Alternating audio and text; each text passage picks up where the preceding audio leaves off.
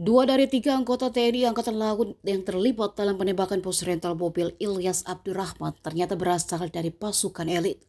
Sertu AA dan RH disebutkan berasal dari Komando Pasukan Katak atau Kopaska TNI Angkatan Laut. Lalu kelasi kepala berinisial BA berasal dari KRI Bontang. Saat ini ketiganya telah ditahan oleh Pusat Polisi Militer Angkatan Laut.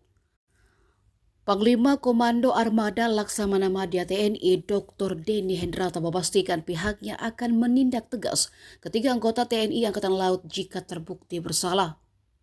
Insiden penembakan yang menewaskan Ilyas Abdurrahman bermula saat seorang pria bernama Ajat Sudrajat menyewa mobil Honda Brio dari korban pada Selasa 31 Desember 2024 selama 3 hari hingga Kamis 2 Januari 2025. Korban kemudian melacak mobil karena GPS menunjukkan aktivitas mencurigakan. Saat dilacak pada Rabu 1 Januari, 2 dari 3 GPS telah dirusak di daerah Pandeglang. Ilyas bersama rekannya termasuk sang anak Rizky Agam Syahputra lantas berangkat ke Pandeglang untuk mengecek mobil. Mereka bertemu dengan pelaku pertama kali di pertigaan Saketi. Tetapi pelaku yang mengaku sebagai anggota TNI Angkatan Udara menodongkan senjata ke arah korban. Tiba-tiba ada mobil Sigra hitam muncul dan menabrak mobil yang ditumpangi Ilyas bersama rekannya, namun langsung kabur.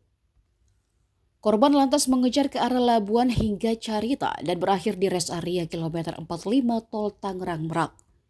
Ilyas dan tim langsung berusaha mengadang di lokasi. Tapi situasi berakhir kacau setelah pelaku melepaskan tembakan sebanyak 4 kali. Akibatnya, Ilyas tertembak di bagian tangan dan dada, sementara rekannya Ramli terkena peluru di bawah ketiak kanan. Download Tribun X sekarang, menghadirkan lokal menjadi Indonesia.